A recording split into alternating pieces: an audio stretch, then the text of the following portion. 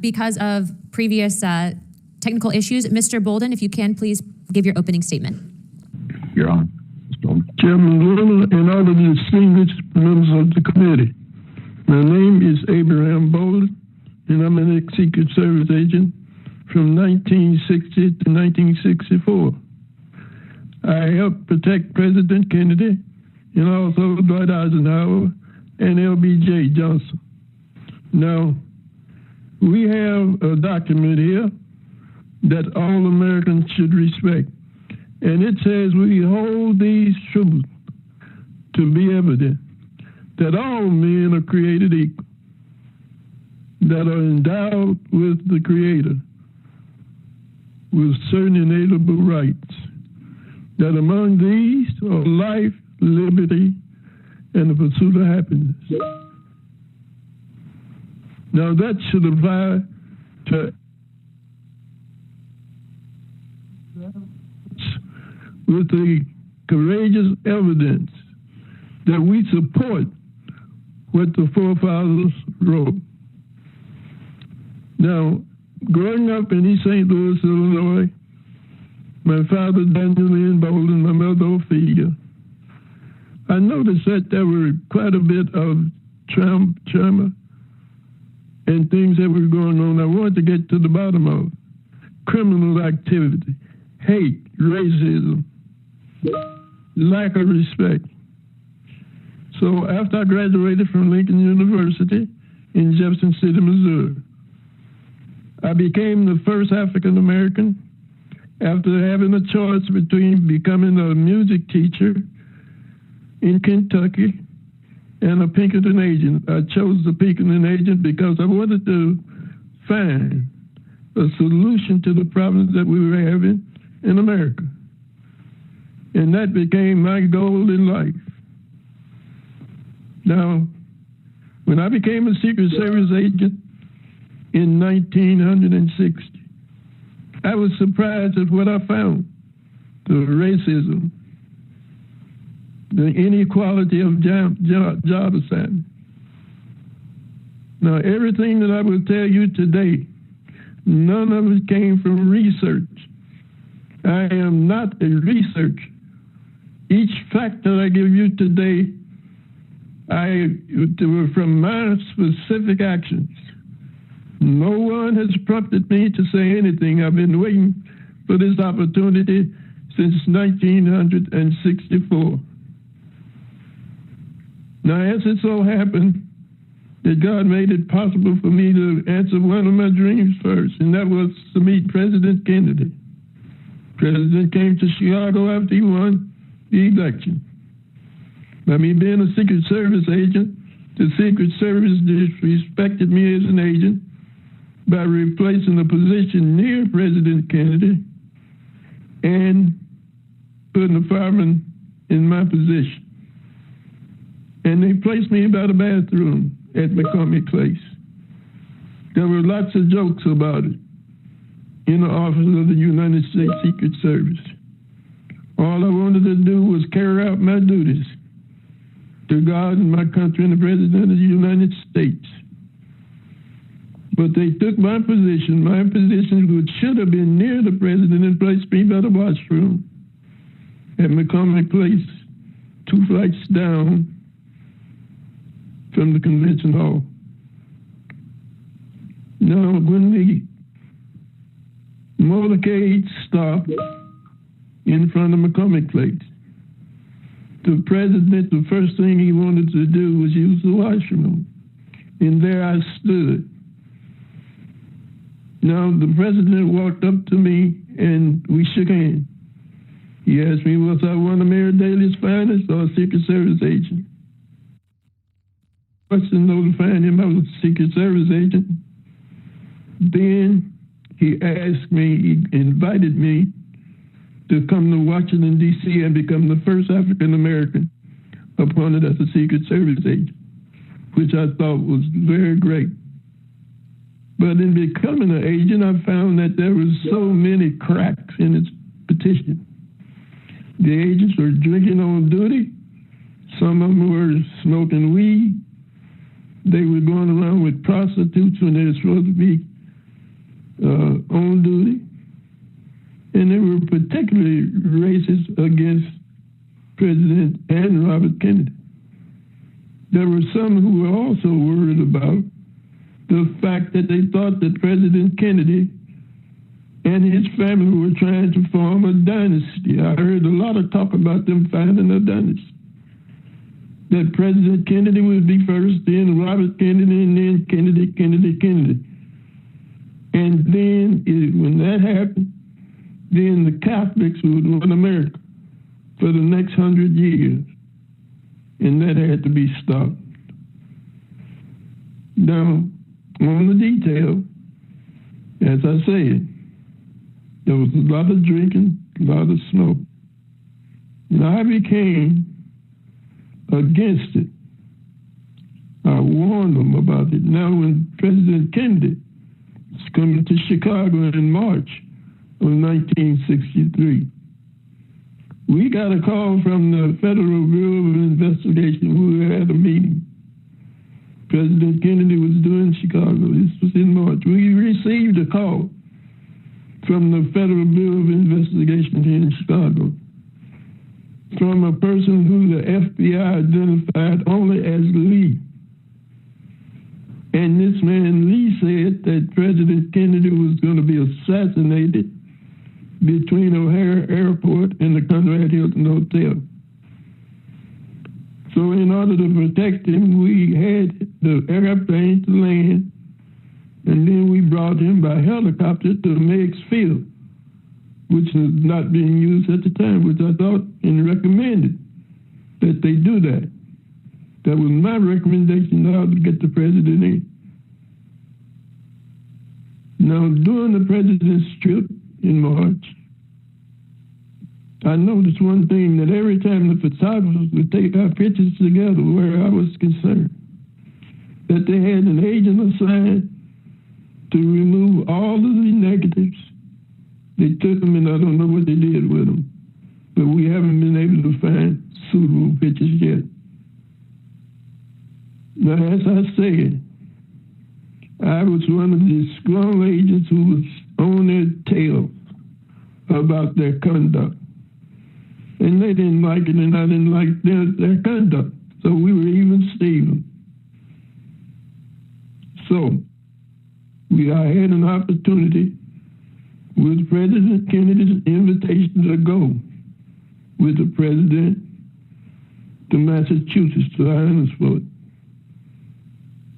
They were very disrespectful to me, calling me nigger and different terms such as that movie. And they made it miserable for me as an agent of the United States Secret Service.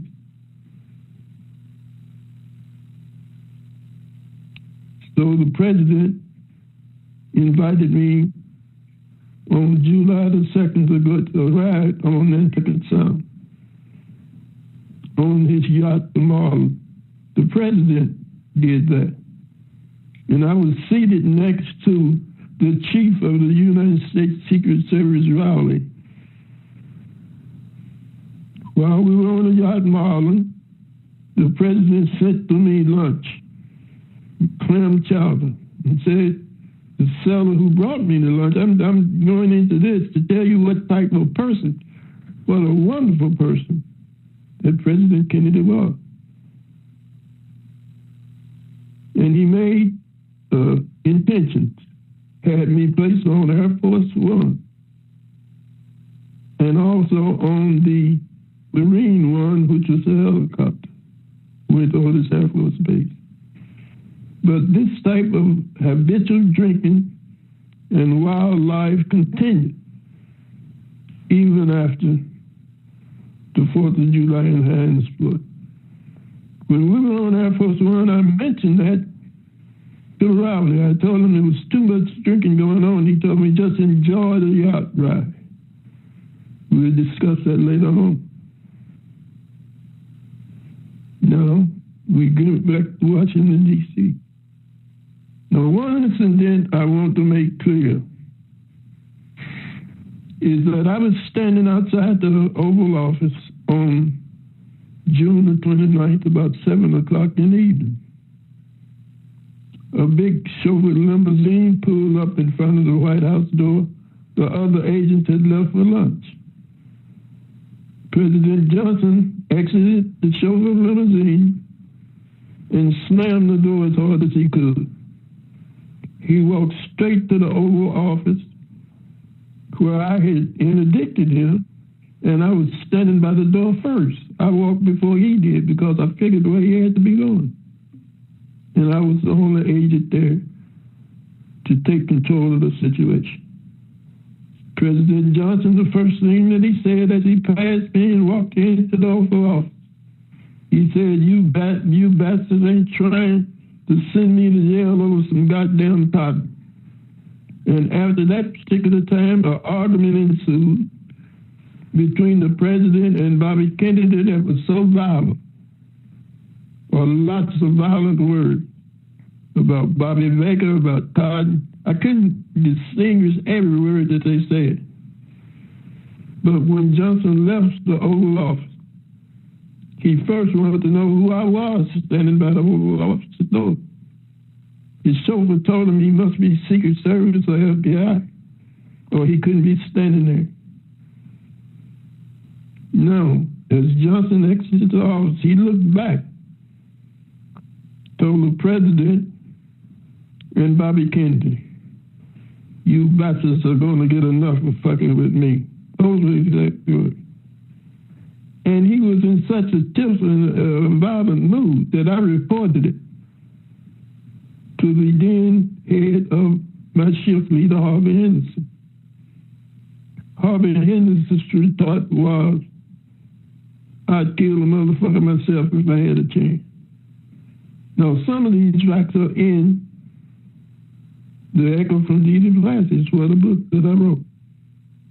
Some are not, and I left them out simply because I felt that my life would be in danger if I included them. Mr. Bolden, if you can for a moment, we actually have some questions in regards to your testimony. So is it okay if we move to some of the other witnesses for opening and then come back to you with specifics on your experience? Move to other witnesses and come back to you with questions. Is that okay? Yeah. Yes. And also to both the ranking member, Mr. Garcia, and I would like to thank you for your service to this country, especially as the first African-American Secret Service officer. Your sacrifice for this country and your service to this country does not go unnoticed, so we applaud you, sir. Thank you. Thank you. Thank you, sir. My next question is for you, Mr. Bolden. Mr. Bolden, can you hear me? Yes, I can. Okay, sir. Thank you for sticking with us so long. I know it's been kind of long, but if you can, real quick, what did you observe about the Secret Service investigation of President Kennedy's assassination? It was one of the greatest cover-ups of a crime.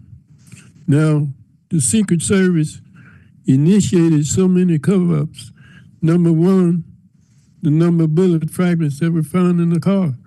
Harry Gagline, on November the 26th, looked at the car, the assassination automobile, and he found two cartridges laying on the front floorboard. They were very damaged. And he also observed a bullet hole in the windshield. And he was told not to let the FBI know about any of this, and to get the car to Michigan somewhere where they could put a new windshield in and clean the car up. Now, the biggest thing that I was talking about was the violations of constitutional rights that followed, especially in my case, simply because I wouldn't be quiet. I was framed, I was arrested, they attempted to declare me insane. And I was put in Springfield, Missouri, forced to take drugs, mind-boggling drugs. Now, that stemmed from the fact that on the 18th of November, 1964, I was called to Washington, D.C. And They told me they were going to give me another name, change my identity, and that I would become another individual. And that, in fact, did happen. And I think that they were setting me up for assassination myself. I think that that's what was going on. Because when they sent me to the penitentiary, they made it clear that it was a case of my being so agitated about the assassination that I wouldn't keep quiet. And so they gave me 2 trials. They had 2 convicts that I had arrested, and they put me on trial twice in 1 month. And that was never heard. They kidnapped me out of Washington, D.C., violation of my constitutional rights, denied me an attorney, simply because they said I was not a player. I was not a team player. I wouldn't keep my mouth shut. And so when they did that to me, they sent me to Springfield and put me in a camp there where I was threatened by one of the inmates. And they used that as an excuse that on July the 7th, 1967, 2 guards came to the camp and got me and took me to what they call 2-1 East. And they undressed me, got me naked, threw me in a cell. And the next thing I know, they were forcing medication on. The guard came by, he says, we have medication time. I said, I haven't been before a court. No court has said that I was insane. You're supposed to take me to the court. But they didn't do that. They forced me to take these drugs. One of them knocked me out. I fell on the floor, hit back, and had to go into the hospital to have it looked at. And this is how they treated me now. I was kidnapped out of Washington, D.C., brought to Chicago, denied an attorney by the United States attorney, Edward V. Henry. I was then not given any food on that night, which was May 18, 1964. They didn't let me eat anything because they kept talking about I was not a team player and I didn't keep my mouth shut. And this is how that they control the cover-up. Agents became afraid. They didn't want to talk.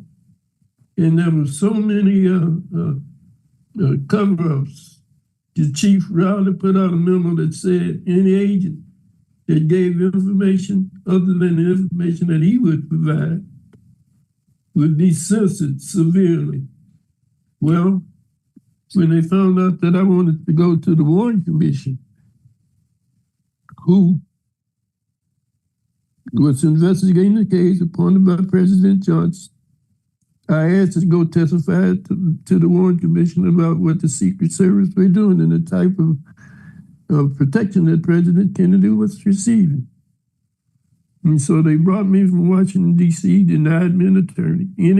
Every constitutional right was violated and forced me to take medical drugs, strip me naked, remove me to such prisons. Now here I was, an ex-Secret Service agent. They locked me up with people whom I had put in jail myself. I was threatened by these people. And it really affected me and my wife, Bolden, who stuck with me throughout this ordeal. And to anybody who's listening, if you have a good wife like Barbara was, keep her. Keep her, because that's the scripture said. A double band is not easily broken. And they're talking about people like my dear wife who passed away in 2005. So I just want people to know that the constitutional rights, when I was on trial in July 12th, the jury was debating whether or not on a verdict. The judge called the jury before and told the jury, in my opinion, Bolden is guilty of all the counts in the indictment, which were 3 counts. that jury did not find me guilty. So the judge set another trial for 2 weeks later. For 2 weeks now, a second trial. And we asked for a new judge. The judge himself, in violation of the federal procedure, heard the motion himself. When the law says that if a complainant files a motion for change of judge, that the judge who the complainant shall not make the decision as to the presidential action. So here I am now. It took me 90 years. 90 years for anybody to look into it. It broke my heart. Because America is supposed to be the leader in constitutional rights. It's supposed to be a leader in democracy. Yet, I felt so abandoned by the system. But I'm glad I did. And I would do it again because the American people need to know the truth. The truth will set you free. Thank you, Mr. Bolden. Madam Chairman? Yes. Or Chairwoman, I'm Tyler Nixon. I'm counsel for Mr. Bolden, and I can just give a minute of clarification here. Mr. Bolden was, in fact, prosecuted on what, I've delved into this case very deeply. This was one of the most rigged. You want to talk about weaponization of the judicial system and the justice system. This man was railroaded. He had a judge, as he said, who told the jury that he believed that he was guilty. He set a new trial, and the two accusing witnesses were two men that he had arrested previously as counterfeiters. And the main witness, who purportedly, out of the goodness of his heart, went to the head of the Secret Service, Maurice Martineau, to report the supposed solicitation of a bribe, which was the accusation, admitted in his trial about 4 months later that he perjured himself in Mr. Bolden's trial. Yes, Mr. Nixon, we actually would be happy to collect all the information off record, but just due to process, as you're not a stated witness, we just have to be careful about, but I will say, at least I speak for myself, I do not believe that Mr. Bolden was actually guilty of a crime. I do believe that he was falsely, if you will, framed. And so on behalf of the U.S. government, we'd like to apologize to him and his family, because obviously that's not how we are supposed to treat people in this country. And so you have our sympathy and as well as our apology for the treatment of that. But we will be happy to follow up on that, because as stated, we would like to collect and make sure that this does not happen to future individuals, and that requires changing of laws and also putting protections in place. But I would like to thank all of you. We've gone way over our time today.